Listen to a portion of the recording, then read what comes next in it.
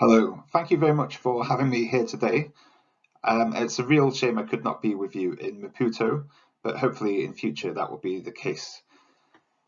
I will speak today about research assessment reforms looking backwards and looking ahead. And there's a number of important themes and developments that have emerged recently which I would like to cover in my presentation. I would like to talk first about what I'm calling the long march of research assessment reforms. This is referring to the fact that whilst a number of the challenges and tensions and problems that we face at the moment seem unique to our current age, actually there is quite some historical precedents and there are some patterns if we go back over time in terms of the kind of issues that we're sometimes wrestling with, particularly around research evaluation reform, uses of bibliometrics, their relationship to peer review, etc. I will also cover this issue around openness, open research or open science, and where that meets research assessment reforms. These two reform movements seem to have grown side by side and in many ways become increasingly overlapping and interrelated. So I'll try and think about some of the connections there, but also some of the remaining challenges and complexities. And I will also leave you with some reflections on the remaining challenges around implementing research assessment reforms in universities, and end on a positive note about work that myself and colleagues at my institute, CWTS, have been doing alongside the San Francisco Declaration on Research Assessment in a project called TARA. Right, so if we go back to research assessment reform movements, these seem to have definitely accelerated, to have taken off in recent times. There's a sense of momentum, purpose, collective vision around them. But at the same time, a lot of the concerns that have been raised by them are nothing new. So if we move back to the 1960s, for example, Eugene Garfield, this figure on my left in the coloured photograph, who set up the Science Citation Index, which is nowadays one of the components of the Web of Science database. And it was based on paper back then, as you can see in the middle. So Garfield was setting this up, and alongside a colleague, Robert Merton, who was involved in early stages of the setup, and Merton saw the potential for research within what later became known as sociology of science, scientometrics, those kind of communities. So looking at publication and citation patterns as a way of studying scientific fields and how they unfold. But also he saw potential for evaluation, for evaluative bibliometrics as it later became known. This idea that citations, publication patterns can be used to look at the performance of individuals, groups, departments, universities, even countries, you name it. And Merton noted a couple of ambivalences towards this. He spoke about goal displacement, for example, this idea that the missions of science, the goals of science might become displaced, might become thwarted or distracted as scientists pursue delivering on particular goals and targets, so hitting the measures, what they require, rather than focusing on core goals or missions. Likewise, task reduction, this sense that scientists might begin to focus on the tasks that are likely to yield the greatest recognition and reward, and thereby relegate tasks which don't get recognised in formal systems of reward and recognition.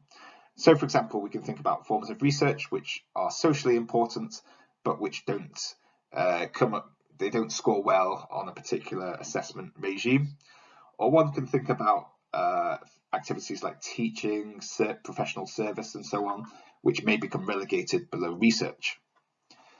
So, of course, we're not in the 1960s anymore. Many things have changed, but I think it's sometimes interesting, comforting, sobering to note that some of the issues which were later came up around bibliometrics in the last decade or so, and which have been campaigned around, have sometimes been the subjects of complaints many decades earlier.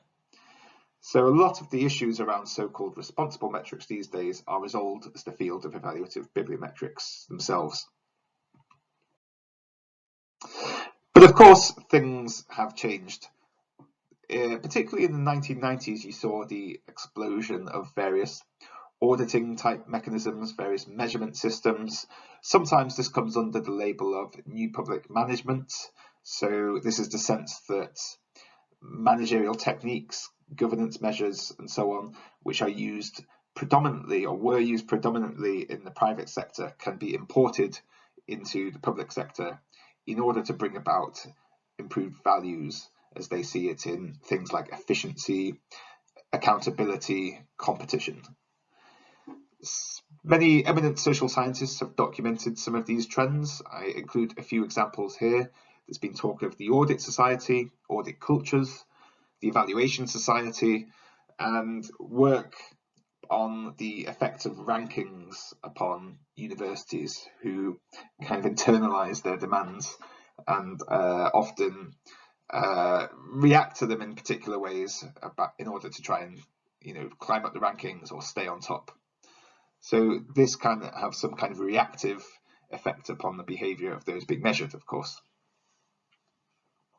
So these are well-known social science texts, but I would say their effects on the wider world of reform have been not particularly huge and important. I think perhaps more important has been the rise of various individuals in eminent positions who come and speak out about these things and bring attention to them, but also the actual formation of grassroots professional reform movements.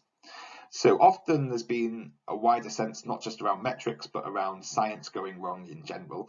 So there's been, of course, within the last 10 years, a meta-science field has been established. There's been this movement around research integrity, the sense that there's a reproducibility crisis within fields like biomedicine, experimental psychology, and so on. So it's trying to bring about what they see as improvements in what's been a decline in scientific practices and scientific conduct over time. And metrics has sometimes been linked to this. It's often been thought of as one of the perverse incentives, which I'll get back to in later slides. One of the figures who is in the bottom right of the screen, is actually blocked out on my screen, is Frank Miedema. He is the Dean of University Medical Centre Utrecht. He speaks about himself as someone who is a sinner, who is recognized the error of his ways and is now preaching a new gospel. And there's a sense really that many of the eminent figures that have come out and spoken out about it, at least initially, were people who themselves had made careers and done quite well on established research performance measures. Likewise, we see in this Guardian article, Randy Schekman, a Nobel Prize winning scientist who declared a boycott of top science journals, Nature, Cell, Science. So there's a sense really that you have to come from a position of strength sometimes to be a spokesperson speaking out, at least in those early days. So I think these grassroots reform movements, and there's one in the Netherlands called Science in Transition, they've played quite an important role in terms of bringing these issues to wider consciousness. Now, that's not to say that they are well known or agreed upon or acted upon everywhere. Some places are more resonant to them than others, but I think there is more of an international conversation than there was 10, 15, 20 years ago about some of these issues. Okay, so back onto bibliometrics. I think a very important intervention over the last 10 years, well, 3 sets of interventions. One came in 2013. I'm sure many of you will have heard of this, the DORA Declaration, the San Francisco Declaration on Research Assessment, to give it its full title. This, as many of you all know, collected signatures from organizations and individuals pledging not to use journal impact factors in assessing individual researchers or funding applications, or other journal-based metrics, not just the impact factor. This has collected many thousands of signatures, but again, if you look at the coverage, not every country has attracted that many signatures as others. And it's coming up to its 10-year anniversary now, the DORA Declaration. So that's DORA. And later in 2015, there was the Leiden Manifesto for Research Metrics, which a number of my colleagues at Leiden University were involved in. This set out 10 global principles for good practice around bibliometric use. So the idea is that you don't necessarily have to tell people not to use certain metrics, but rather say to them that if you are going to use quantitative indicators to assess, say, candidates or departments or whichever, then these are 10 minimum standards you should be meeting. It included values like transparency, so this notion that those being evaluated through quantitative indicators should be able to check that the data is actually correct and feedback into that. There's also general remarks that no single indicator should be used. There should be multiple indicators at any one point, so you shouldn't over rely just on one score. And likewise, any indicator should supplement judgment rather than replace it. So that's the Leiden Manifesto, and I think one of the reasons it's been quite popular compared to previous discussions and attempts to promote appropriate uses of research metrics from the scientometrics community is A, it was published in Nature, the journal, so it reached a wider audience. B, I think it packaged its 10 standards in quite a neat, memorable way, so it makes them easy to circulate and travel. In earlier ages, scientometricians would have produced big, long monograph textbooks with a lot of technical information, which aspiring evaluators would be expected to learn and read about. So this is something that's a bit more simple, a bit more intuitive to pick up. Then later that year, 2015, there was the Metric Tide, which was started out as a report to HEFCE, a governing body in the United Kingdom responsible for their national audit to research excellence framework. The initial brief around 2014 was the sense that policymakers were considering whether the research excellence framework should shift from being peer review based to being one that's predominantly metrics based or entirely metrics based. And the report was commissioned in order to ask, was this a feasible idea? Was it a good idea? The scope of the report did subsequently expand, though, when various stakeholders got involved, and it began to become a report more generally into the effects of metrics upon the research system in the UK and beyond. So it concluded that now is not the time for a metrics-based system. It gave various reasons for this. It came up also with 5 principles of responsible metrics, so a bit like the Leiden Manifesto, produced these global principles of good practice. This was modelled on the policy movement for responsible research and innovation. It included features like transparency, robustness, and humility. And the Metric Tide also gave the world the umbrella label of responsible metrics, which this movement to try and reform and promote appropriate uses of metrics has often organised under. So again, a lot of what was covered in some of these interventions was not new per se, but it was packaged in quite an appealing way by certain individuals and parties with a platform, with visibility. And it helped to create a set of concerns that had often been kind of isolated in silos. It helped them gain greater prominence and attention.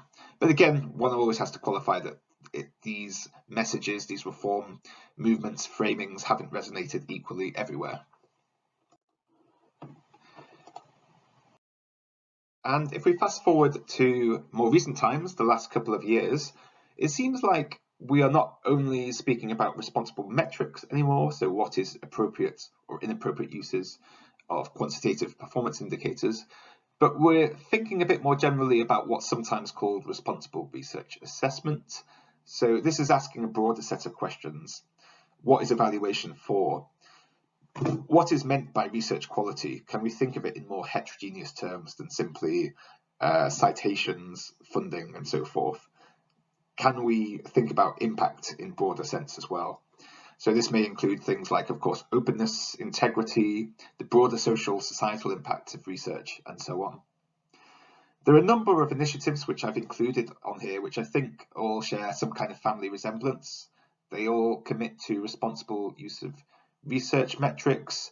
They are wary of very mechanical uses of research metrics, but they also try to imagine a more heterogeneous form of evaluation that occurs in research that can help to build a better science working environment for people in it and a more sustainable science system going forwards. And it's worth saying that this is one slide. I could have filled another slide of images of documents and statements and agreements and so forth, because there really is a flurry of activity that's going on here. So one of the features, of course, is that it's not just responsible metrics which has driven this more recent movement around research assessment reform, but there have been other reform movements which coincided with it and which, as they've grown in size across time and space, they've collided with each other, they've noticed various synergies and overlaps, and they've started to respond and adjust to each other as well. Open science is clearly one of these examples. So this movement has started to resonate quite a lot with the research assessment reform movement. One of the reasons why is that a lot of open science reports and statements these days accept the framing by those in the responsible metrics movement that in order to get to where you want to go, in order for open science to become mainstream, you need research assessment to be reformed, because there's a sense that there's the wrong incentives currently in our research systems. So that needs to be changed in order to get to this open science future. This notion of disincentives has become quite prominent and quite influential in a lot of this language. Carlos Mudas here talks about policies to promote open science should include incentives and not just mandates. So it's not just enforcing or coercing individuals and organizations to follow open science practices, but also incentivizing it in some ways. This document, which was published by the European Commission in 2017, called Evaluation of Research Careers, Fully Acknowledging Open Science Practices, I think it has a key quote here, and I'm going to read it out. It says that researchers advance in their career through assessment, and this is the key factor to ensure that open science becomes mainstream. The exclusive use of bibliometric parameters as proxies for excellence in assessment by those funding agencies and universities or research organizations does not facilitate open science. Researchers' engagement in open science will increase through encouragement and incentives from employers and funders through assessment. So using assessment as an instrument to try and wield changes is what is seen as important here, and to change incentive systems. Likewise, we have a source here. This is the Hong Kong principle for assessing researchers. And this is a research integrity international movement that's set up in the last few years. It says again that we strongly believe that current metrics may act as perverse incentive in the assessment of researchers. The principles outlined in this essay focus specifically on the undermining effect on research integrity of research metrics. So these other movements outside of the responsible metrics movement have taken this message on board that you need to be reforming research assessments. And often there's a sense then that evaluation is an instrument, a tool, or a kind of can opener to try and wield some kind of change in practice to make it mainstream. So like a can opener, evaluation is an instrument, a tool that may wield certain outcomes, but perhaps this analogy is also somewhat limited. A can opener is a simple system, whereas evaluations occur within complex social systems with feedback loops, reflective actors, thousands of individual actions which are interacting with one another. So it doesn't always deliver the kind of simple operations that we may hope for or imagine in thinking about evaluation as an instrument. So we need to unpack this further, surely. Some of the ambiguities that are often raised around these sorts of issues about, well, great, open science should feature more within evaluation, but how so? one of the features people often remark on is that openness is not really it's not really about outcomes or impacts in the way that quality sometimes is thought to be. So Elizabeth Gadd here in the UK talks about openness cannot replace sightedness. And there's also often claims that it should really be a bare minimum for researchers to practice open science. So it's not something that individuals and researchers should be particularly congratulated upon. It should be the bare minimum. It's not necessarily something we want to rate and compare candidates or applications against. Another complexity is that the relationship of openness to quality and impact is ambiguous. This is because, of course, notions like quality and impact are themselves ambiguous, but actually so too is the notion of openness. So openness is multifaceted and ambiguous as a concept in itself. It's an umbrella label, so it is multifaceted. And in the context of evaluation, we have to be a bit clearer about what do we mean by introducing openness as a criteria. Do we mean recognizing and rewarding publishing open access? Does it mean providing preprints of one's work? Is it about we include citations to preprints? Is it actually then something different? Is it about scholars' data sharing activities, their open source software activities perhaps? Maybe even it's publishing open educational resources in the context of teaching. And then if we think about outside of the formal parameters of research assessment, about the wider infrastructure, there's questions about openness around research information. So the metadata on which citations and other publication-based analytics is based is very often proprietary. It's not shareable in a kind of open science logic in data repositories, and it's often unavailable for institutions without access to major databases. Without subscriptions, it's not available to them. So then there are overlaps and convergences also with the research integrity movement here. So there are a number of questions about what we actually mean when we talk about openness here, and it's still an ongoing, unfolding conversation. So openness is multifaceted, but openness is also ambiguous in that different actors have different perceptions of what constitutes meaningful or acceptable openness. They can look at the same practice differently and come to quite different conclusions. So the trick, I think, is for incentives not to be spoken of as some kind of magic bullet. We think of it as this alternative to mandating openness that is going to be more attractive and it's going to work well. But incentives are complex. It's not always easy to anticipate what the preferences or the actions will be of autonomous reflexive agents, researchers, evaluators, and so on. They are not driven, contrary to some beliefs, by maximizing self-interest. There is also norms, cultural scripts, regulations, and routines which play a role. We can also think about the old idea of bounded rationality, this notion that individual agents in organizations do not have perfect knowledge of what it is they're using and what the routines that they follow. So they may think that there are certain demands, external demands or pressures for them to behave in a certain way. That may be poorly informed, or they may think that there are no such demands, there are no such pressures externally, when in fact there are. So this notion that there's imperfect information is something that we always have to bear in mind in terms of our expectations about what will happen when we try and introduce a very rational incentive system or rational instruments into complex systems. One may find intended consequences, but one is also likely to come across unintended consequences. Maybe incentives is the wrong language or not the only language we should be using. We should be thinking about norms of good practice.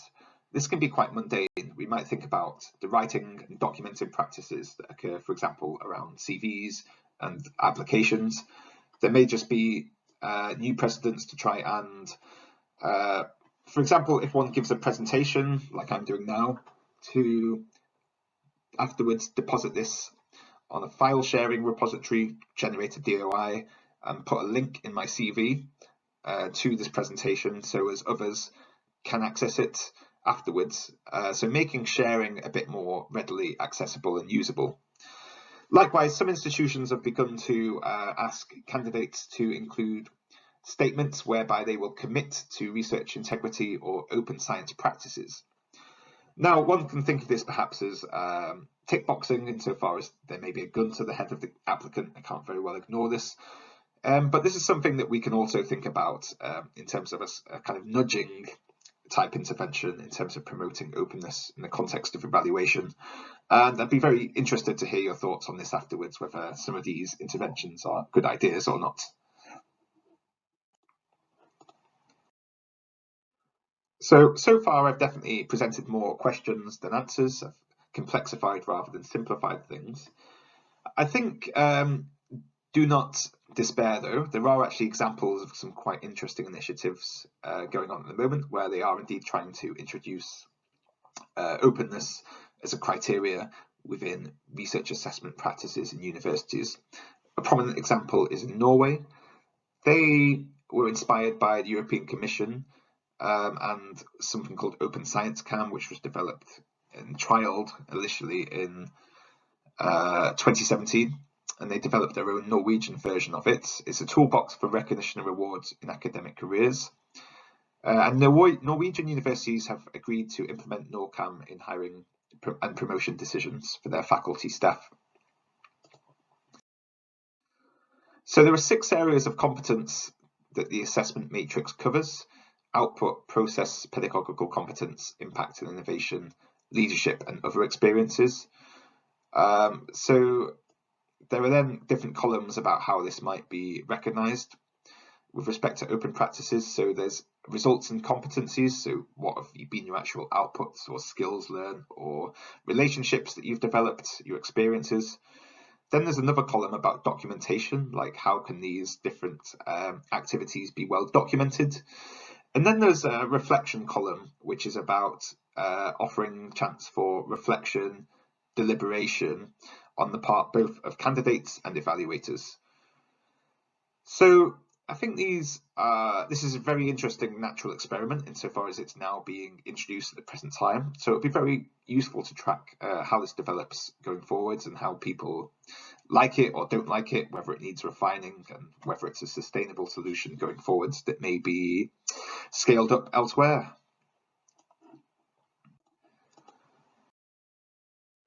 And I think one of the main interventions that has occurred in recent times came back in July 2022. It's the European Agreement on Research Assessment Reform. Many stakeholders and actors have been involved in drawing up this document, and in it, organisations will be able to commit to implementing the values, principles and visions articulated in this document. It's principally aimed at European Union member states, research actors within member states, but actually it's open to anyone worldwide to sign and pledge to implement. And I think it would be very interesting to see going forwards what happens here. Now, I wrote a blog where I outlined some of the challenges ahead for this agreement. So some of the basic features were that, of course, it's not coercive, it's not mandatory, so it's a coalition of the willing. So it may well resonate with certain actors, certain enthusiasts, but whether it can just be ignored by others who are not keen on it or are not sold on its vision or don't have the resources to do it, that will be something that may well occur. And likewise, of course, there isn't any new centralized funding for institutions to take this up, so they're going to have to commit their own resources and finances to these kinds of complex change efforts locally.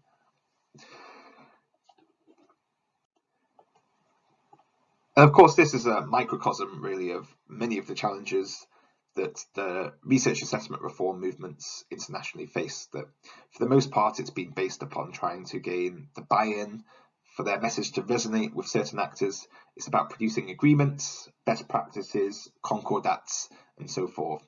There's nothing particularly binding to it. So it'd be interesting to see where these reforms get taken up in future and where they don't. And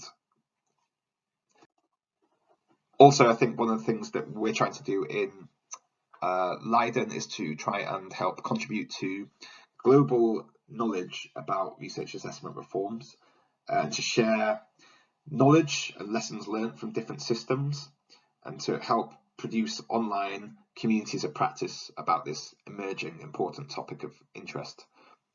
And on that note, I will leave you with an example of what we've been doing. This is a flagship initiative that our institute is doing in collaboration with the DORA Declaration, who I mentioned earlier. So our aim is to produce something called RRA Tracker, which stands for Responsible Research Assessment Tracker.